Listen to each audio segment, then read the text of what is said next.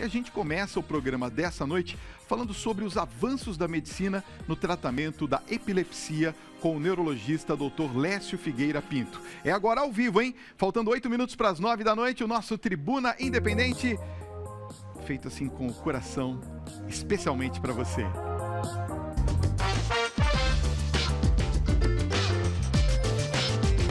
Boa noite, seja muito bem-vindo ao nosso programa, Dr. Lécio Figueira Pinto, neurologista.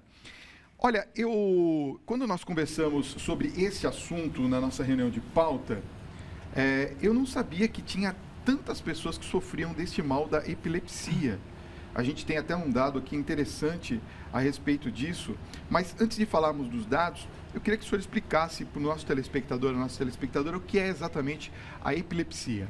Obrigado, Fábio, primeiro pelo convite, por estar aqui para falar de um assunto tão tabu, tão complexo por vezes. Verdade. Epilepsia é uma doença frequente, uma doença cerebral frequente, é o que você falou, não sei como é que você vai apresentar os dados, mas até 2, 4% da população pode ter epilepsia.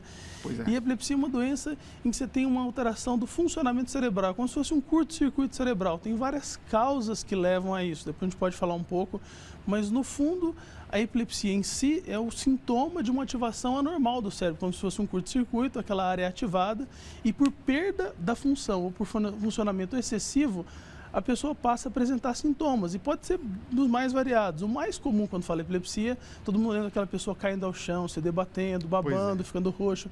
Isso é a tal da convulsão, é a crise que a gente chama tônico-clônica. Mas existem diversos tipos de crise. Uma crise pode ser simplesmente um sintoma visual, em que a pessoa começa a ter sensação de cores, e isso atrapalha ela, uma alteração do pensamento, aquela sensação de déjà vu, uma dificuldade para falar, uma alteração de sensibilidade, começa a ter movimentos anormais em uma parte do corpo. Então, tem vários sintomas que são, tudo isso é epilepsia. Então, vamos já entrar nessa questão das principais causas, né? Quais são essas principais causas e ela pode causar, por exemplo, a epilepsia, se não tratada, pode causar algum tipo de dano cerebral? Então, em relação a causas, assim, existem várias causas. Às vezes eu faço analogia, epilepsia é como se fosse febre. Tá. Okay. Sabe, a infecção, febre é um dos sintomas. Então, tem várias coisas. Você pode ter epilepsia por uma lesão cerebral, após um acidente de trânsito, após um AVC, por um tumor cerebral, por uma infecção, por uma encefalite. E existem causas genéticas, em que você tem alteração de alguns genes, isso muda o funcionamento cerebral e por essa mudança essa pessoa passa a ter uma predisposição a ter crise. Então, as causas vão desde doenças genéticas, que às vezes são herdados. Quando a gente fala genética, todo mundo acha, meu pai tem que ter, minha mãe, alguém mais da família tem que ter. Não, em epilepsia, pelo contrário, a maior parte das epilepsias de causa genética são coisas que a gente chama de mutações de novo. No desenvolvimento daquela pessoa e somente nela, existe uma mutação genética, uma alteração genética, e ela passa a desenvolver epilepsia. Isso é uma coisa que o conhecimento mais moderno tem possibilitado entender. Então é genético, mas é só genético naquela pessoa. Ou existe uma lesão, uma pancada na cabeça, um AVC, uma degeneração cerebral, tudo isso causa epilepsia. Essa é uma das perguntas que eu gostaria de fazer a respeito de pancadas na cabeça. Uma pancada na cabeça, mesmo sendo leve, pode ativar uma epilepsia que, por exemplo, estava adormecida ou não? Não, na maior parte das vezes, assim, traumas de crânio leve não causam lesão cerebral significativa. Okay. A não ser quando isso acontece por repetição, isso é uma coisa que vem sendo muito estudada. A lesão, a encefalopatia traumática crônica, principalmente nos jogadores nos Estados Unidos, aqueles esportes de maior contato, futebol americano, de que traumas repetidos levam a lesão cerebral a longo prazo, mas na epilepsia em si, uma lesão cerebral leve não tem associação com crise. Mas tem um viés de recordação, todo mundo lembra, depois teve uma crise de que semana passada deu uma topada no móvel, e aí a topada no móvel vira a causa da epilepsia. Por exemplo, se fala muito na questão do boxe, né? dos esportes de impacto, vamos dizer assim. Eles causam epilepsia com o decorrer do tempo com os... Então tem duas coisas. Os atletas? Na hora que você tem um trauma, na hora que dá aquela pancada, aquele trauma no cérebro, naquele momento a pessoa pode convulsionar. Você já deve ter visto no futebol, não é infrequente, dar uma cabeceada um com o outro e cai ao chão e começa a ter uma crise. Isso naquele momento. Não obrigatoriamente acontecer uma lesão cerebral, isso vai predispor a ter epilepsia. Até porque uma coisa é ter uma crise. Outra coisa é ter epilepsia, essa é uma conversa diferente. Epilepsia é uma doença em que você tem predisposição a ter crises recorrentes, mesmo sem ter uma causa por trás. Ter tido uma crise é só naquele momento. Mas o que você perguntou em relação a um trauma de crânio, o trauma, se for um trauma grave o suficiente para causar uma lesão, sim. No box, o maior problema não é levar a epilepsia, mas é levar a demência. Parkinson, aquela demência pugilística de quem fica tomando muita pancada na cabeça, e principalmente, e às vezes uma doença do tipo de doença de Parkinson. Bom, o senhor trouxe aqui um cérebro para que a gente possa conhecer um pouquinho melhor aonde ela se dá, e eu queria falar sobre o diagnóstico, mas daqui a pouquinho, o senhor me aguarda aqui que eu vou dar um recadinho, eu volto já. Olha, doutor Lécio, vamos falar primeiro, antes da gente entrar na questão técnica, como que se dá o diagnóstico da epilepsia? O diagnóstico é basicamente clínico. A história que a pessoa te conta, como é que eu desmaiei, eu perdi a consciência, o que eu senti, como é que foi. E é muito importante quem está junto, assim, quando existe uma crise da epilepsia, de quem viu. Porque muitas vezes a pessoa às vezes não consegue contar tudo, porque ela desmaiou e tem aquela convulsão, ou porque em muitas crises a pessoa às vezes não tem aquela convulsão de cair ao chão, mas ela fica fora do ar, ela fica meio desligada, então de contar como é que foi. E aí, por isso que eu trouxe o cérebro para mostrar, depende da área cerebral em que a crise aconteceu. Sim. Se ela começa numa área que é responsável pela movimentação do corpo, que é por aqui, você vai ter sintoma. Vou dar uma caneta para você poder mostrar isso. Perto da área motora, você vai ter sintomas, vai ter que começar até o braço pular, a perna pular, o rosto começar a pular, às vezes sem a pessoa desmaiar. Se isso começa no lobo temporal, que é essa região aqui, você vai ter a pessoa sair fora do ar, fica mexendo, olhar vago, diferente. Se começa na parte posterior do cérebro, aqui atrás, tem alterações da visão, então depende de onde ativou o cérebro. Então a pessoa vai te contar o que está sentindo, fazer um exame de imagem, que chama do cérebro, uma tomografia, uma ressonância ajuda, e principalmente o eletroencefalograma, que é aquele exame que você coloca os fiozinhos na cabeça da pessoa e você mede a atividade elétrica cerebral. Se tiver o foco, você vê essa alteração da atividade cerebral. No caso, esse tipo de doença, a epilepsia, ela pode complicar a vida de uma pessoa? Por exemplo, dirigir carro. Uma pessoa que tem epilepsia pode dirigir um veículo? Não só pode complicar a vida, como complica muito. Hoje em dia a gente entende que o diagnóstico de epilepsia não é só ter crise. É crise, mas tudo que traz para a vida da pessoa. Aumenta a depressão, ansiedade, dificuldade de arrumar trabalho. E dirigir, para quem tem crises, na maior parte das vezes, se a pessoa continua tendo crise, não pode dirigir, porque você vai estar colocando a tua vida em risco e a vida das outras pessoas. Então, não é que o fato de ter epilepsia não possa dirigir, mas quem tem epilepsia, que continua tendo crise apesar do tratamento, a gente orienta que não dirija por um tempo longo, até que você tenha um controle com os remédios. Se a pessoa ficou controlada por tempo prolongado, você pode liberar para dirigir. Ela não pode ser motorista profissional, isso é um problemão. Quando alguém que era motorista profissional começa a ter crise, aí é uma responsabilidade muito grande deixar dirigir depois disso. Pois é, olha, eu quero que você participe do nosso programa, nós estamos ao vivo, são 9h04, 11 95033870, você pode enviar sua pergunta, está aqui o nosso WhatsApp, daqui a pouquinho nós vamos falar sobre os tratamentos, mas tem uma pergunta interessante aqui que vem de lá de Itapipoca, no Ceará, se não me falha a memória, é a terra do Tiririca, não é? Do Tiririca, isso mesmo. Boa noite, Fábio, boa noite, doutor. Até onde o ômega 3, doutor, pode ajudar nos casos de epilepsia? Então, não tem assim, estudos formais em relação ao ômega 3 para tratamento de epilepsia. O tratamento de epilepsia é remédios, é basicamente medicamentos. A gente tem vários medicamentos que são aprovados para o tratamento da epilepsia, eles controlam essa curto-circuito, essa atividade excessiva do cérebro. Sim. E às vezes eles não resolvem o problema. Em uma porcentagem dos pacientes, pode chegar até 1/3 das pessoas que têm epilepsia, os remédios não são suficientes para controlar as crises. E aí a gente tem que partir para outras opções. Existem outras opções de tratamento. Uma delas é a cirurgia, a principal seria a cirurgia de epilepsia.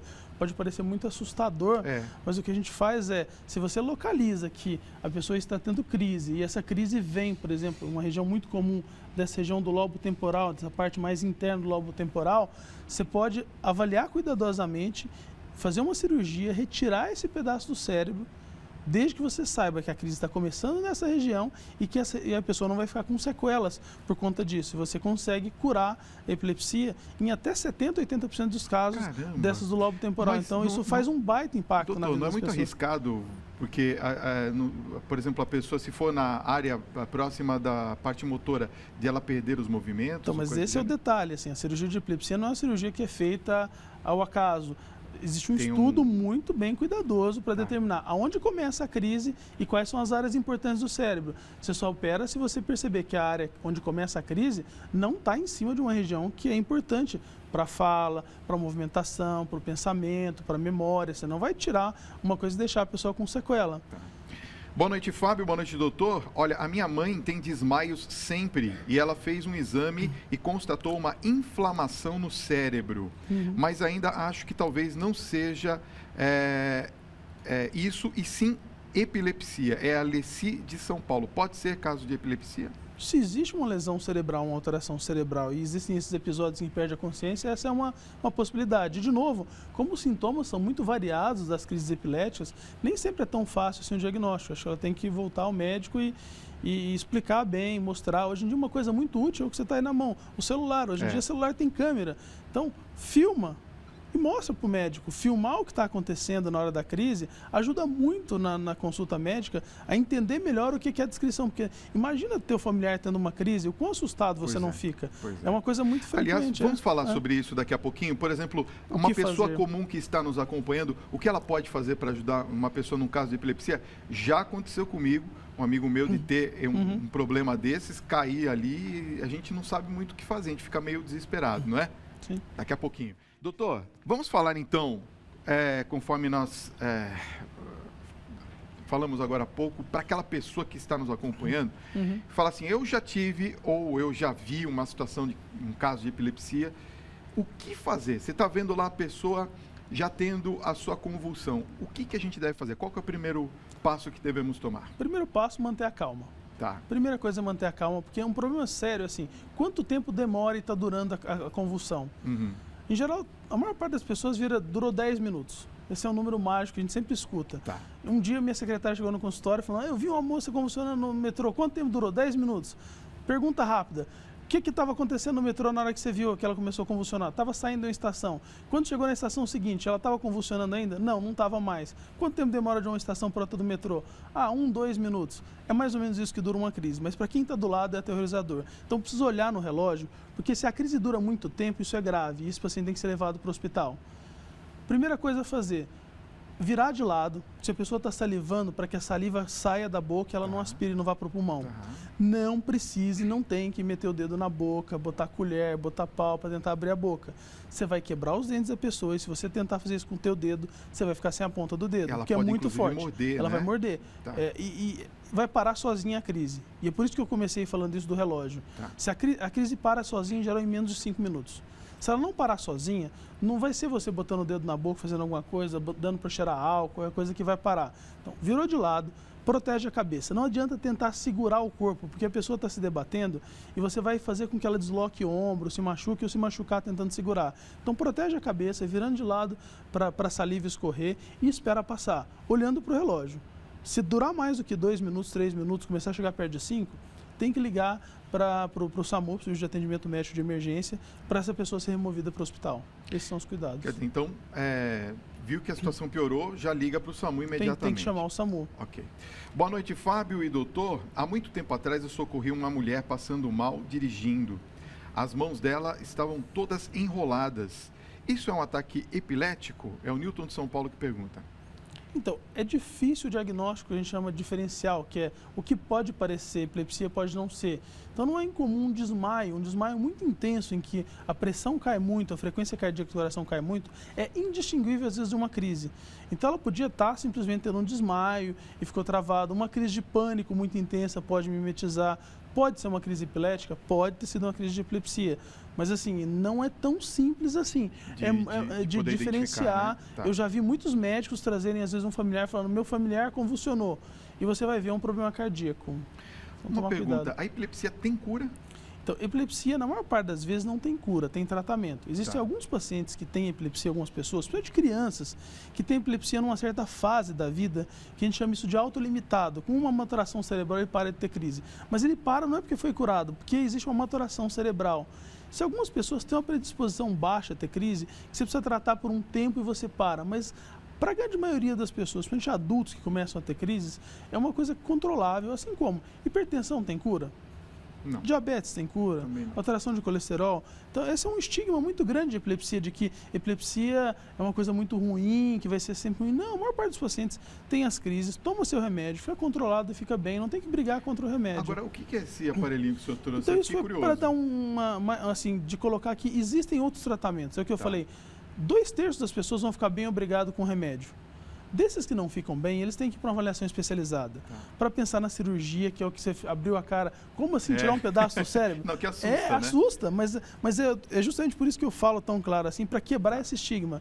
Só que muitos dos pacientes que não controlam com remédio também não podem ser submetidos a essa cirurgia da ressecção cerebral. Por vários motivos. Às vezes não é bem localizado onde está a lesão está em cima de uma área importante, você não vai deixar a pessoa sequelada. E aí você tem que partir para outras opções de tratamento. O que dá para fazer além disso? Uso de dietas, a dieta cetogênica é uma coisa que ajuda. E alguns estimuladores cerebrais. Um deles é esse aqui, é um estimulador chamado nervo vago, em que você implanta como se fosse um marca-passo. Pode, não tem nenhum problema. Você coloca no peito e a pessoa estimula o nervo aqui na região cervical e você, com alguns estímulos no pescoço, né, nessa região do nervo vago, você consegue melhorar muito a qualidade de vida. Mas entenda que isso é para alguns pacientes. E é para dizer que, assim, mesmo quando as coisas são muito complicadas, que a epilepsia não responde a remédio, não dá para operar, você ainda tem outras opções e é muito importante ir atrás das outras opções, porque a gente sabe que existem riscos. As pessoas continuam tendo crises, principalmente crises fortes, tem um risco, inclusive, aumentado de morrer por conta dessas crises. Então, você deve ir atrás de tratar adequadamente os pacientes.